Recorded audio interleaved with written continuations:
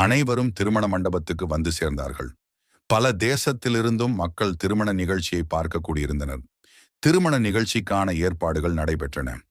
திருமண நிச்சயதார்த்த மண்டபத்துக்கு சீதையை அழைத்து வருமாறு வசிஷ்டர் கேட்டுக்கொண்டார். சீதையை அழகாக அலங்கரித்து சீதையின் செவிலித்தாயர்கள் அழைத்து வந்தார்கள். சீதையின் அழகை கண்டு கூடியிருந்த அனைவரும் கண்களை இமைக்க மறந்துவிட்டனர். ராமன் சீதையை கண்டு அளவற்ற மகிழ்ச்சி அடைந்தார். சீதை தன் இருக்கையில் அமர்ந்தபடியே தன் கண்களை சிறிது மேல் நோக்கி, அன்று கன்னிமாடத்திலிருந்து பார்த்த அந்த அழகன்தான் தன்னை மணந்து கொள்ளப் போகும் மணாளன் என்பதை உறுதி செய்து கொண்டு மகிழ்ச்சி அடைந்தாள். தசரதன் வசிஷ்டரை பார்த்து, திருமண நாள் எப்பொழுது வைத்துக் கொள்ளலாம் என கேட்டார். ஜனகர் விஸ்வாமித்திர முனிவரிடம் தன் மகளை ராமருக்கும் தன் தம்பியின் மகளை லட்சுமணனுக்கும் பரத சத்ருகுணருக்கும் கொடுக்க சம்மதித்து 2ஆம் நாளான பங்குனி உத்திரம் நாளில் நால்வருக்கும் திருமணம் செய்வதாக நிச்சயம் செய்து கொண்டனர். 2ஆம் நாள் நடைபெறவிருக்கும் திருமணத்திற்கான வேலைகள் விரைவாக நடைபெறத் தொடங்கின. நாளை திருமணம் என்பதால் சீதை ராமனை நினைத்து அவதிப்படுகிறாள். ராமனும் சீதையை நினைத்து இயங்குகிறான். மிதிலை மக்கள் திருமணத்தை பார்க்க தங்களை அலங்கரித்துக் கொண்டு வருகிறார்கள். திருமண நாள் வந்தது. மிதிலை நகரமே அலங்கரிக்கப்பட்டு விழா கோலம் போல் விளங்கியது. வாழையும் வண்ணமயமான தோரணங்களும் மிதிலை நகரை அலங்கரித்துக் கொண்டிருந்தது. தசரதன் வெண்கொற்ற குடையை விரித்து மங்கள வாத்தியங்கள் முழங்க சுற்றிலும் ஏனைய அரசர்கள் புடைசூழ சம்பந்தியாக திருமண மண்டபத்துக்கு வந்து சேர்ந்தார். ராமர் மங்கள நீராடி காதணிகள், வீரப்பட்டம், திலகம், முத்தாரம், பட்டாடை உடுத்தி மேலும் 2 ஆபரணங்களை அணிந்து அலங்காரமாய் தேரில் ஏறி திருமண மண்டபத்துக்கு வந்து சேர்ந்தார். மண்டபத்தில் ஹோமம் தொடங்கி வசிஷ்டர் முன்னிலையில் சடங்குகள் தொடங்கின. முனிவர்கள் வேத மந்திரங்களை சொல்ல ஜனகன் சீதையின் கையை பிடித்து ராமனின் கையில் கொடுத்து கன்னியாதானம் செய்து வைத்தார். அந்தணர்களும் தேவர்களும் ஆசி வழங்கினர். மன்னர்கள் வாழ்த்து சொல்ல மக்கள் மகிழ்ச்சியுடன் ஆரவாரமும் செய்தனர். ராமரும் சீதையும் அக்னிய வலம் வந்து வணங்கினர். திருமண சம்பிரதாயப்படி அம்மி மிதித்து அருந்ததி பார்த்து ராமன் சீதையின் கழுத்தில் மங்கள நாண் கட்டினார். அதே மண்டபத்தில் லட்சுமணன் ஊர்மிளைக்கும், பரதன் மாண்டவிக்கும், சத்ருகுணன் ஸ்ருதகீர்த்திக்கும் திருமணம் நடைபெற்றது. திருமணம் முடிந்த பின் தசரதன் மிதிலையில் சில நாட்கள் தங்கினார். விஸ்வாமித்திர முனிவர் ராமனுக்கு வேதங்களில் சில ராஜநீதிகளை கற்றுக் கொடுத்தார். பிறகு விஸ்வாமித்திர முனிவர் தவம் செய்வதற்காக இமயமலைக்கு சென்று விடுகிறார். ஜனகர் ராமனிடம், உன் மனைவியான என் மகள் சீதை நீ செல்லும் தரும நெறியில் உன்னுடன் துணையாக இருப்பாள். உன் நிழல் போலவே எப்போதும் உன்னுடன் இருப்பாள் என்று கூறி சீதையை ராமனிடம் ஒப்படைத்து விடுகிறார்.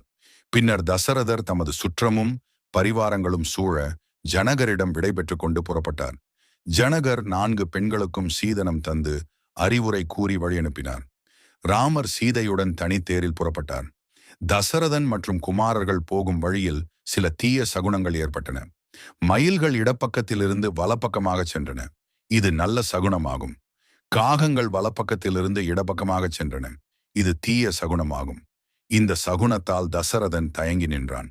தசரதன் ஜோதிடரை அழைத்து இந்த நிமித்தங்களின் பலன்கள் என்னவென்று கேட்டான்.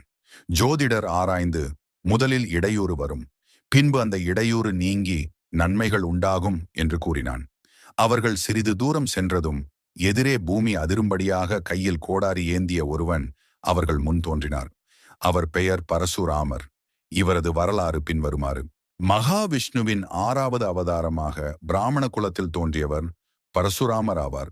இவர் ஜமதக்னி, ரேணுகா தம்பதியரின் 5 மகன்களில் இளைய மகனாவார்.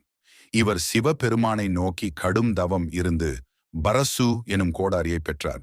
இதனால் இவர் பரசு ராமர் என அழைக்கப்படுகிறார். தந்தை ஜமதக்னி மட்டுமல்லாமல் தாய் ரேணுகாவும் மிக சக்தி வாய்ந்தவர். இவர் தினமும் தங்களுக்கு தேவையான நீரை எடுத்து வர செல்லும் போது வெறுங்கையுடன் சென்று நீர்நிலை அருகே இறைவனை வேண்டி ஈரமணலை குடமாக மாற்றி அதில் நீரை எடுத்து வருவது வழக்கமாக வைத்திருந்தார். ஒரு முறை நீர் எடுக்க சென்ற போது குடம் செய்து ஆற்று நீரை எடுத்து கொண்டிருந்த போது வானத்தில் ஒரு கந்தர்வன் சென்றதை நீரில் பிரதிபலித்த பிம்பத்தை பார்த்து ரசித்தாள். அதனால் அவள் தனது பிரதிதுவத்தை இழந்தாள். பின்னர் அவர் எவ்வளவும் முயன்றும் குடம் உருவாகவில்லை. அதிக நேரமாகியும் நீர் எடுத்துக்கொண்டு வராத ரேணுகா ஒரு ஆண் மகனை ஏறிட்டு பார்த்தார் என்பதை ஞானத்தின் மூலமாக அறிந்த ஜமதக்னி தன் பிள்ளைகளை அழைத்து தாயின் தலையை வெட்டிவிடுங்கள் என்றார். ஆனால் பரசுராமனின் சகோதரர்கள் தாயை கொல்வதா என தயக்கம் காட்டினர். இதனால் கோபமடைந்த ஜமதக்கினி அவர்களை கல்லாக்கினார். பின்னர் பரசுராமரை அழைத்து தாயின் தலையை வெட்டச் சொன்னார். தந்தையின் சொல்லை தட்டாமல் அடுத்த கணமே தாயின் தலையை கோடாரியால் கொய்தான். இதனால் மகிழ்ச்சி அடைந்த ஜமதக்கினி, உனக்கு என்ன வரம் வேண்டும் என கேட்டார். அதற்கு பரசுராமர் தன் தாய் மீண்டும் உயிர் பெற்று வர வேண்டும் என முதல் வரத்தை கேட்டார்.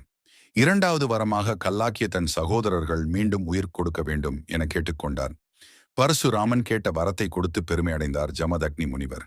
க்ஷத்திரிய வர்க்கம் ஆயுதங்கள் மற்றும் சக்தியுடன் தங்கள் அதிகாரத்தை துஷ்பிரயோகம் செய்யவும், பலாத்காரம் மூலம் மற்றவர்களுக்கு சொந்தமானதை பறிக்கவும், மக்களை கொடுங்கோல் ஆட்சிக்கு கீழ் அடிமைப்படுத்தவும் ஆரம்பித்தனர். சூரிய வம்சத்தில் பிறந்த கேகய நாட்டு மன்னன் திருதவீரியனின் மகன் கார்த்தவீரியார்ச்சுனன். இவனுக்கு பிறவியிலேயே கால்கள் இல்லை. இவன் தன் 12 வயதுக்கு மேல் ஞான உபதேசம் பெற்று பலசாலியாக நாட்டை ஆண்டு வந்தார். ஒரு நாள் கார்த்தவீரியார்ச்சுனன் காட்டுக்கு வேட்டையாட சென்றபோது அவனும் அவனது படையினரும் கடும் பசியால் அவதியுற்றனர்.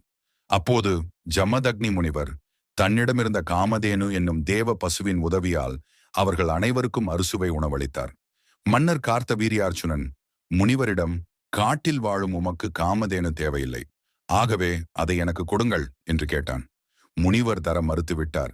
ஆனால் மன்னர் அந்த தேவ பசுவை வலுக்கட்டாயமாக தன் நாட்டுக்கு பிடித்து சென்றார். அதை அறிந்து கோபம் கொண்ட ஜமதக்னியின் மகன் பரசுராமன் அந்நாட்டுக்கு சென்று மன்னனின் தலையை வெட்டி வீழ்த்திவிட்டு காமதேனுவை மீட்டு கொண்டு வந்தார்.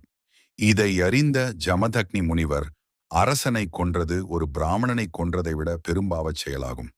அப்பாவம் தீர நீ யாத்திரை சென்று வருவாயாக என்று கூறி யாத்திரைக்கு அனுப்பி வைத்தார். பரசுராமரும் யாத்திரை சென்று வந்தார். பரசுராமர் தனக்கும் தன் தந்தை போன்ற சக்தி கிடைக்க தவம் செய்ய காட்டுக்கு சென்றார்.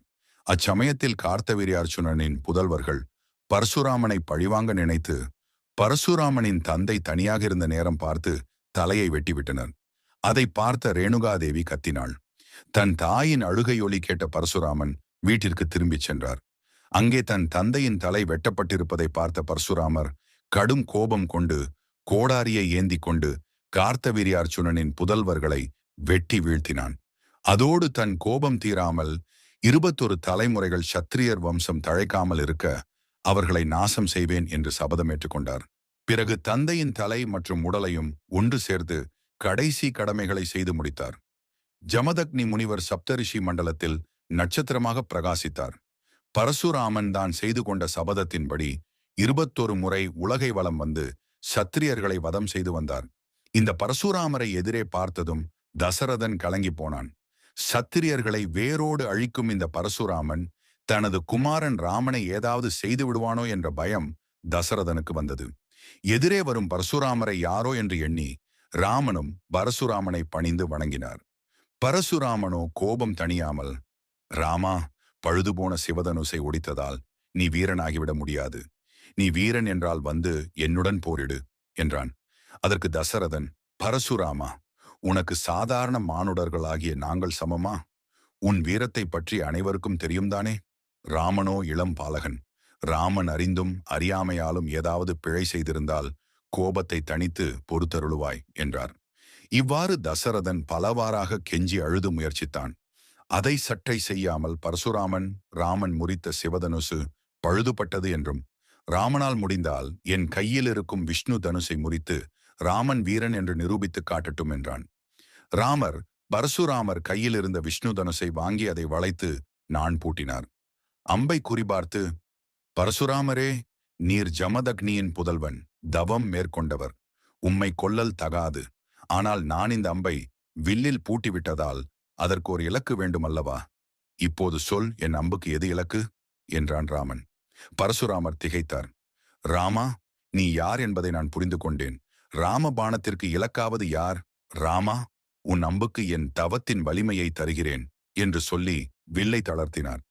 பின்னர் பரசுராமன் ராமனை வாழ்த்தி வணங்கி விடைபெற்றுச் சென்றான். பரசுராமரை மீண்டும் தவம் செய்ய செல்லுமாறு ராமர் கூறினார். ராமருக்கு சக்தி வாய்ந்த கோதண்டம் கிடைத்தது.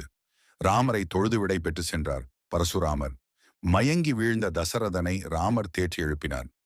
பரசுராமனால் ராமனுக்கு எந்த துன்பமும் ஏற்படவில்லை என்பதை அறிந்தும் பரசுராமன் ராமனால் தோல்வியடைந்ததை அறிந்து தசரதன் மகிழ்ச்சி அடைந்தார். பின்னர் அனைவரும் அயோத்தி நகர் சென்றடைந்தனர். அனைவரும் மகிழ்ச்சியாக வாழ்ந்து வந்தனர். அயோத்தியில் கைகேயின் சகோதரர் யுதாசித்து வந்து தம் தகப்பனார் தன் பேரன்களை பார்க்க விரும்பியதால் அவர்களை அழைத்து வர சொன்னதாக கூறினான். கைகேயி சகோதரரின் அழைப்பின் பேரில் பரதனையும் சத்ருக்னனையும் கேகே நாட்டுக்கு அனுப்பி வைத்தார் தசரதன். தசரத சக்கரவர்த்தி நாட்டை அமைதி பூங்காவாகவும் அறநெறியுடன் ஆட்சி புரிந்தும் வந்தார். மக்களும் எவ்வித பிரச்சனையின்றி மகிழ்ச்சியாக வாழ்ந்து வந்தனர். ராமர் அதிகாலையில் எழுந்து நீராடி தன் நித்திய வழிபாடுகளை முடித்து தாய் தந்தையர் மற்றும் தன் குருவாகிய வசிஷ்டரை வணங்குவார். சீதைக்கும் வேதங்களை உபதேசிப்பார். ஏழை எளிய மக்களுக்கு உதவி புரிந்து வந்தார். மக்கள் மனதில் ராமர் நீங்காத இடத்தை பிடித்தார். ராமரும் அயோத்தியில் மகிழ்ச்சியாக வாழ்ந்தார். ஒரு நாள் காலை தசரதர் நீராடிவிட்டு கண்ணாடி முன் நின்று தலைமயிரை ஒழுங்குபடுத்தி கொண்டிருந்த போது காதில் அருகில் நரைமுடியை கண்டார். அதனைக் கண்டு அதிர்ச்சி அடைந்த தசரதர், உனக்கு முதுமை வருகின்றது. முதுமை வந்தால் மரணம் வரும். மரணம் வரும் முன் இறைவனுடைய சரணத்தை அடைய வேண்டும். இத்தனை காலம் மக்களுக்கு உழைத்தாய், இனி உன் உயிருக்கு உழைப்பாய் என்று நரைமுடி எச்சரிக்கை போல் இருந்தது.